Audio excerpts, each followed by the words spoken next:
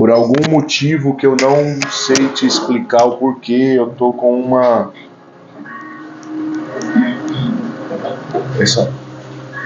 tá tendo uma musiquinha lá, né? Eu tô tentando entender aqui. Por algum motivo eu tô com uma ansiedade santa nessa noite.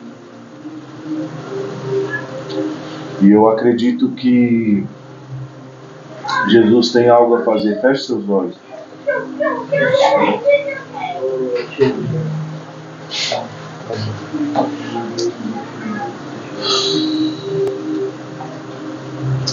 Santo é teu nome, Jesus. Senhor, todas essas coisas, tudo que nós estamos fazendo, Jesus, é para que o teu nome seja conhecido. As canções não são para nós, para o nosso deleite, mas é para o Senhor. A comida é para o Senhor. A limpeza é para o Senhor. As orações, as pregações, tudo que fazemos, Jesus, é para a glória do teu nome. Não nos deixe esquecer disso, Jesus. Não nos deixe tirar os olhos do Senhor e colocá-los em outro lugar. Senhor, nós não temos que nos preocupar com a raiz, com a semente, com a terra, com o crescimento da árvore, dos frutos e para onde eles vão, a não ser o Senhor que faz todas essas coisas. O nosso olhar, os nossos olhos, que eles estejam fixos em Ti. Fixos em Ti. Fixos em Ti. Senhor, nos ajude a sermos uma igreja que, em todas as coisas que nós fazemos, nós possamos dizer, antes de tudo, eu ouvi. Eu ouvi. Senhor, transforma o ambiente dessa casa. Eu oro para que de alguma forma o Senhor nos transporte desse lugar e nos leve para um lugar dentro do teu coração. Como nós oramos pela manhã, eu oro para que alguns nessa noite tenham uma epifania. Por favor, Jesus. Que alguns tenham uma epifania. Em nome de Jesus. Amém. Esther 4, versículo 10. Diz assim: Então Esther falou com Ataque e o enviou a Mardoqueu, dizendo: Todos os servos do rei e a gente das províncias do rei sabem bem que para qualquer homem ou mulher que acuda ao rei no pátio interior, sem ser chamado a uma só lei, há de morrer, salvo aquele a quem o rei estender o cetro de ouro para que viva. E eu não tenho sido chamada para ir ao rei nesses 30 dias. Relataram então a Mardoqueu as palavras de Esther, e Mardoqueu mandou que respondessem a Esther: Não creias em teu íntimo que has de escapar na casa do rei mais do que a qualquer outro judeu. Porquanto, se nesse momento calas, socorro e libertação virá de alguma outra parte para judeus. Porém, tu e a casa do teu pai perecerão, e quem sabe se para um tempo como esse têm chegados ao reino? E Esther disse que respondessem a Mardoqueu: Vai, reúne a todos os judeus que estão em Suzã e jejuai por mim, e não comais nem bebais durante 3 dias, nem de noite nem de dia. E eu também jejuarei igualmente com as minhas donzelas. E então irei ao rei, e ainda que não seja conforme a lei, e se hei de perecer, que pereça. Então Mardoqueu se foi e fez conforme tudo que Esther lhe havia encomendado. Nós estamos dando a sequência à série Paternidade E nessa noite nós vamos falar sobre o que uma paternidade faz. Nós ouvimos na semana passada que paternidade não é ser pai. Nem todo pai exerce paternidade. E nem toda paternidade vem de um pai. Nessa noite vocês vão entender que paternidade ela pode ser exercida por qualquer pessoa, desde que ela entenda o que ela está fazendo. Desde que ela tenha ciência do que ela tá fazendo. Existem mães que exercem paternidade. Existem avós que exercem paternidade. Pastores que exercem paternidade. Tios. Existem amigos que exercem paternidade. Então, eu quero que você entenda uma coisa. Que a paternidade não é sobre o cargo que a pessoa exerce. Não é pela nomenclatura que ela carrega. Paternidade é quando por exemplo, se eu sou pai da Ágata e da Sara, e se eu não sei fazer isso, eu só carrego o título, mas se as minhas ações não exercem, elas não podem reconhecer a minha paternidade, mas elas conseguem reconhecer o meu título. Vocês entendem isso? Então eu carrego um título, mas as minhas ações não refletem esse título. Então eu não estou exercendo paternidade sobre elas. Ok? Nessa história, Esther era uma judia. E ela está em uma terra e ela é escolhida para ser uma das rainhas do rei Assuero. Esse homem com um nome bonito chamado Mardoqueu, ele é tio da Esther. E é um homem, eu vou tentar te explicar muito rapidamente, esse homem, ele tem ciúmes de Mardoqueu. E ele percebe que Mardoqueu começa a se aproximar ao rei, ele tem alguma influência, e esse homem, ele decide conspirar contra Mardoqueu. E o que ele faz? Ele convence o rei a dar um decreto para que todos os judeus fossem mortos. Naquele tempo havia também uma lei que dizia que ninguém poderia entrar na presença do rei, na sua sala interior, no lugar onde ele estava, sem que ele fosse convidado para isso. Você não podia simplesmente entrar e falar: eu quero conversar com você. Nem se você fosse a rainha. Porque se essa pessoa entrasse sem que ele convidasse, haveria duas coisas. Poderia acontecer duas coisas. Uma, o rei tinha um cetro de ouro e ele estendia o cetro sobre essa pessoa, e essa pessoa agora tem o favor do rei. E o favor do rei é: pode falar, eu vou te ouvir. Ou se o rei não estendesse o cetro sobre essa pessoa seria morta. Então, Mardoqueu chega para sua sobrinha e diz para ela o seguinte: você precisa interceder pelo povo. Você precisa conversar com o rei e impedir que o povo morra. E quando nós começamos a ler no versículo 10, Esther, como qualquer pessoa sábia, ela está com medo disso. E ela vai pegar a lei e vai dizer: eu não posso, porque se eu entrar diante do rei nesse tempo, eu vou morrer. Não vai adiantar.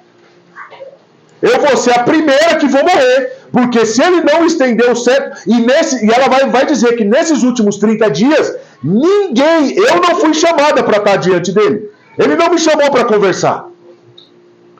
Então ela está reconhecendo que ela está com medo. Que ela não quer perder a vida dela. Só que agora Mardoqueu vai exercer paternidade sobre Esther. Uma das coisas que a paternidade, das missões de alguém que exerce paternidade, é dar direção. Um dos erros que nós cometemos, e por isso nós temos tanta gente que se frustra com seus pais. Porque nós achamos que o pai, ele tem que fazer por nós aquilo que nós temos que fazer. Então nós achamos que o nosso pai tem que escolher por nós, porque ele é o pai. E achamos que dar direção é que o pai faça por você o que você tem que fazer. O pai, por um tempo, ele vai te ensinar. Ensinar e dar direção são coisas distintas. Eu hoje não preciso ensinar as minhas filhas como elas precisam se vestir. Mas eu posso dar direção. Como? Filha, põe uma blusa porque está frio. Mas eu não vou pôr a blusa por ela. Eu não vou no guarda-roupa pegar a blusa, colocar nela e falar, agora meu bebê está quentinho. Ai, que bonito. Porque isso não é paternidade. Isso é idolatria. Eu estou tirando delas a oportunidade de crescer. E alguém que não quer crescer vai exigir de alguém que está exercendo paternidade que ele faça tudo. E isso é muito engraçado, porque nós achamos que ela que esse é um desejo transvestido de uma filiação, de um reconhecimento de autoridade. Não, eu vou pedir para que ele faça, para que ela faça, para que ele me faça por mim, porque eu estou reconhecendo que eu não posso fazer. Mas na verdade, quando nós fazemos isso, nós estamos nos acovardando nas nossas decisões. E dizendo, eu quero que outro faça, para que se der errado, a culpa é dele. Então alguém que exerce paternidade não vai pegar na tua mão e vai te levar a fazer. Ele vai te mostrar o caminho. Isso é alguém que exerce paternidade. Isso é o que Deus faz conosco. Entenda uma coisa, Deus nunca, eu vou repetir isso outra vez, Deus nunca vai te obrigar a fazer nada. Porque Ele é Pai. E o Pai te direciona. Olha, vai por aqui. Pai, eu não quero ir. A escolha é sua. Deu errado, ele continua sendo pai. E ele vai pagar as consequências por nós? Não. Porque ele é pai. Então agora Mardoqueu vira para Esther e diz o seguinte: você está pensando o quê?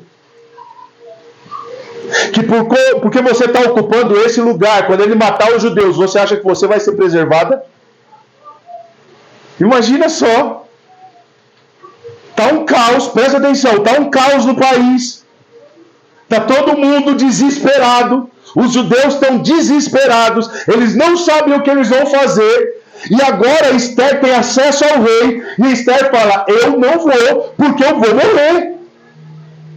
E aí Mardoqueu, ao invés de chegar e acolher Esther e dizer, não, eu entendo o seu medo, mas vamos lá, vai dar certo, confia. Como se ele estivesse dizendo, por favor, vá, porque senão eu também vou morrer. A resposta dele é, você acha que você chegou nesse lugar para quê? Você acha que Deus te colocou aí para quê? Você acha que você vai ser preservada? Muito pelo contrário, você também vai morrer. Agora eu quero lembrar você que foi Deus quem te colocou. Ele vai colocar uma dúvida na cabeça de Esther. Quem sabe não foi Deus quem te colocou aí para que agora você pudesse salvar todos? Ele não fala para ela, vai lá outra vez, ele não vai insistir. Porque ele já tinha dado uma direção, Esther, você precisa falar com o rei. E ela decidiu que ela não ia fazer isso. E ele só fala, então pensa. Então pensa por si só. E a resposta dela agora é de alguém que entendeu a sua paternidade. Porque a resposta de Esther é: diga para todos os judeus, em todos os lugares, para que eles jejuem, porque daqui 3 dias eu entrarei diante do rei. Todo o medo dela se foi. Porque ela diz: diga para eles, para que eles jejuem, por 3 dias, 3 noites. E eu vou pegar as minhas donzelas. Ela estava se preparando para ser rainha. Ele estava escolhendo uma rainha. E ela era uma das candidatas, e tinha mulheres que tinham que ajudar. E eu vou pedir para as minhas donzelas, para que elas jejuem também. Eu estarei jejuando 3 dias. Depois de 3 dias eu entrarei lá e farei o que tem que ser feito.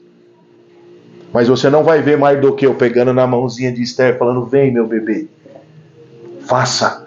Porque a paternidade só te dá direção, mas quem trilha o caminho é você. Uma das coisas que nós entendemos que um pai deveria fazer é nos dar sempre palavras de incentivo, sim ou não? Mas nós nunca entendemos incentivo como correção.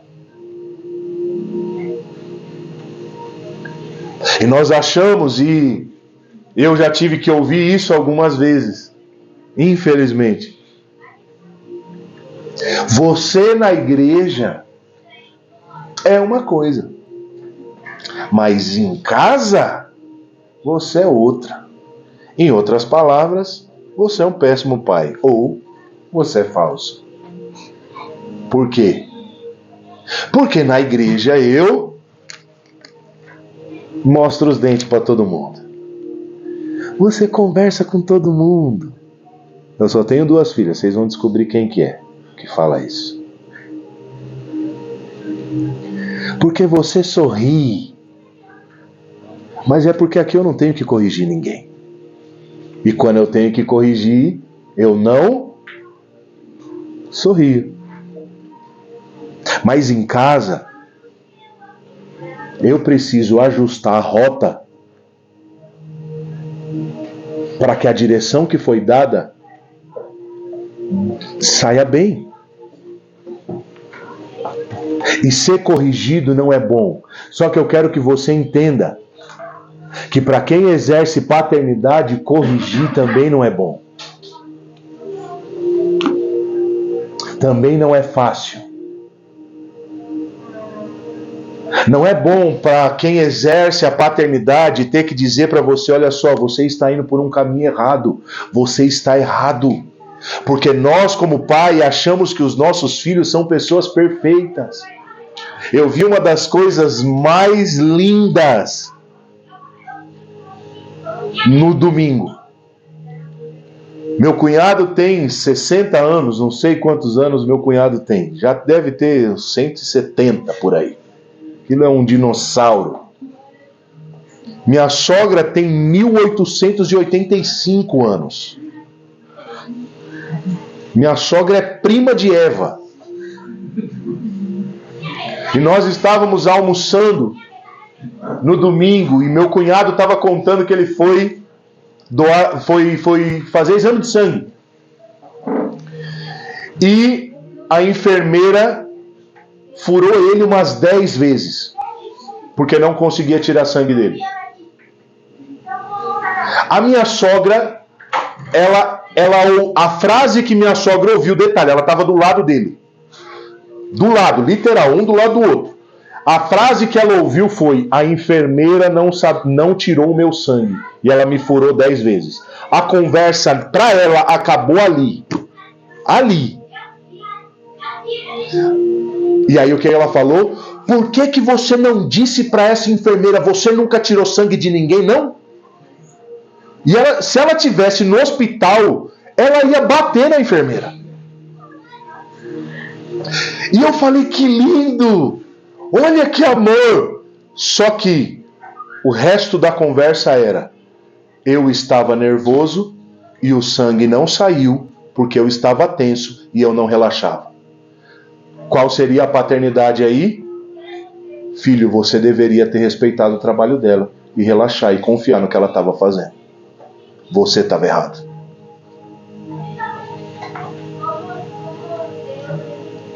Outra coisa que uma paternidade faz é te deixar um legado.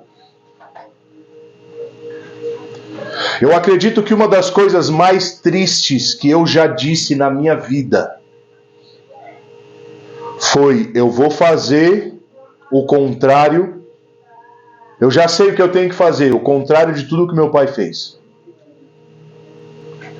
E uma das coisas que mais me deixa com medo é de estar construindo algo hoje, a qual as minhas filhas não se orgulhem e não continuem quando Jesus me recolher.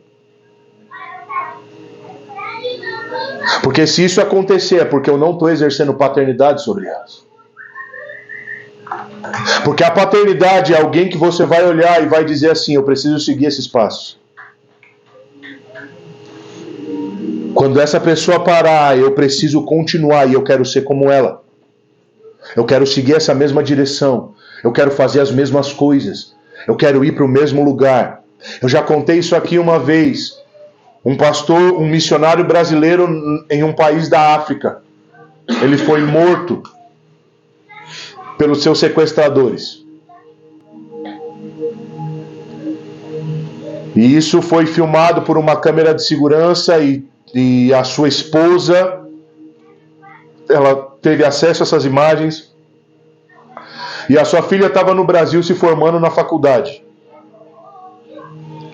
E ela viu os homens matando o pai dela. E ela estava orando para que Deus desse recurso para que o seu pai e sua mãe viessem ao Brasil para a formatura dela. E eu naqueles dias foi muito ruim para mim isso. Mas foi um sentimento agridoce. Foi muito ruim e muito bom ao mesmo tempo. Porque ela disse: eu estava orando para que vocês viessem ao Brasil, para vir a minha formatura, para que vocês vissem quem eu me tornei. Mas infelizmente isso não vai acontecer. E o começo do texto parecia como se ela estivesse frustrada com aquilo. Como se estivesse dizendo: vocês deram sua vida pelos outros. E quando eu queria que vocês olhassem para mim, vocês agora não têm paz. Vocês foram pai e mãe para os outros. Mas agora, cadê o meu pai? Cadê a minha mãe? Cadê minha família? Mas na metade do texto ela começa a dizer: mas eu quero dizer que eu sou honrada de ser sua filha. E que eu seguirei o seu legado. O que essa menina estava dizendo é: eu vou morrer por amor a Jesus. Porque ela viu o pai dela morrer por amor a Jesus. E ela está dizendo: eu vou dar minha vida do mesmo jeito que o meu pai deu. Esse homem, mesmo longe, mesmo não pegando na mão da sua filha, mesmo não vendo as coisas, mesmo não estando para ela quando ela tinha que chorar, ele estava entregando a vida dele para Jesus, e assim fez com que ela olhasse para ele e falasse: isso é um pai, eu quero ser como ele. Eu quero exercer paternidade nas nações a ponto de eu morrer por uma geração inteira do mesmo jeito que o meu pai morreu.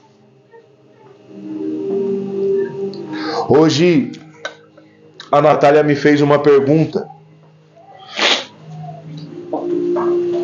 e eu fiz de tudo para não responder a pergunta dela. Porque na verdade eu não tinha resposta. Então toda vez que eu não tenho resposta para algo, eu começo a inventar um monte de baboseira para você achar que eu estou respondendo. Nem não estou respondendo nada. Eu começo a falar um monte de abobrinha, daqui a pouco você esquece e pronto. E a pergunta dela foi: como você acha que nós vamos discipular as nações?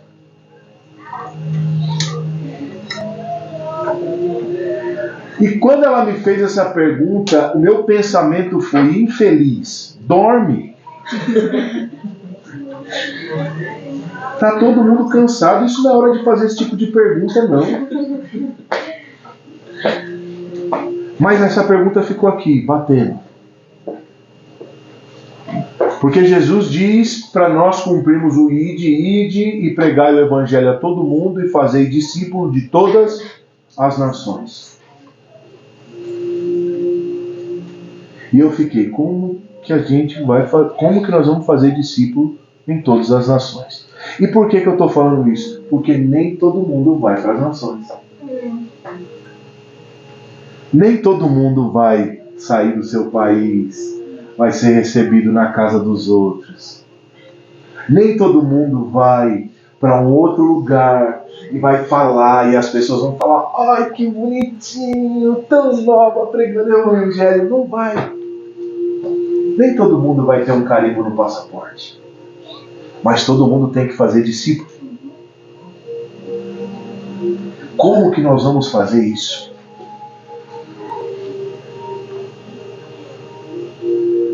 E a resposta está em uma fala de Jesus. E ontem eu brincava com isso, e olha como Deus é. E ontem eu estava pregando uma das minhas religiões. Como assim uma das minhas religiões? Eu estava ensinando os colombianos o que é um time de futebol. E estava provando biblicamente o porquê que elas deveriam torcer para o Santos. Eu sou um missionário do Santos Futebol Clube. Eu estou dando a minha vida para que o Santos seja grande novamente. E Jesus vai dizer o seguinte: sede santos porque eu sou santo. E Paulo, ele vai dizer isso de uma outra forma. Ele vai dizer: sede meus imitadores como eu sou de Cristo. E Jesus, em uma outra fala, ele vai dizer: eu só faço o que eu vejo o meu Pai fazer. Então Jesus, ele está exercendo paternidade sobre os seus discípulos, dizendo: meu Pai faz, eu faço. Eu sou santo porque o meu Pai é santo. Paulo vai dizer: me imite porque eu imito a Cristo. No final de tudo, o que ele está dizendo é: exerçam paternidade nas nações. Deem a eles direção. Deem a eles correção. Deixe a eles um legado. Dê a eles um destino. E assim as nações serão discipuladas. Então agora, o que eu preciso fazer eu não vou à Colômbia, mas a Colômbia chegou até mim. E agora, em algum momento, eu exerço paternidade sobre a Natália, libero sobre ela aquilo que eu recebi de Jesus. E recebo o encargo que Jesus fez. E enquanto eu estiver com ela, enquanto eu estou conectado a ela, eu enxerto nela tudo aquilo que Jesus enxertou a mim. Logo as nações agora começam a ser discipuladas. Porque Cristo viu o seu Pai fazer, e Ele fez. E Ele disse para que nós fôssemos santos como Ele é santo. E Paulo vai dizer para que eu possa imitar Ele como eu imito a Cristo. E agora eu chego a Natália, para que a Natália, quando chegar em Bogotá, ela faça isso em outras pessoas. E agora, em alguns meses, nós começamos a exercer paternidade sobre a Bia. E começamos a enxertar sobre ela aquilo que é Cristo e a sua vida. E agora a Bia é cheia do Espírito Santo de Deus. Vai para a Austrália para pregar o Evangelho? Não. Para exercer paternidade. E agora a Austrália é tocada porque nós enxertamos paternidade sobre ela. E agora as nações começam a ser discipuladas. Você imagina que daqui a alguns anos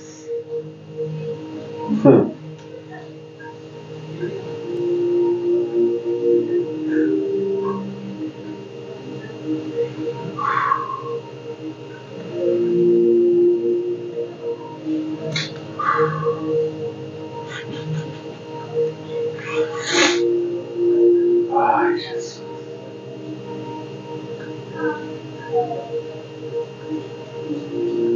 daqui a alguns anos,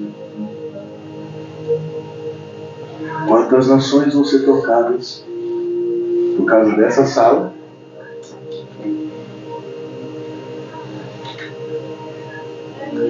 Vocês já pararam para pensar que hoje nós tocamos quantas pessoas dentro daquela escola? E quantos daqueles que estão naquela escola, quando nós exercemos paternidade sobre eles, discipulando como Jesus discipulou os seus discípulos, homens comuns que se tornaram pais de uma geração inteira, até que chegasse em nós, que eles vão estar em tantos outros lugares através da tua vida, dando a eles destino, correção, deixando a eles um legado e entregando a eles uma herança.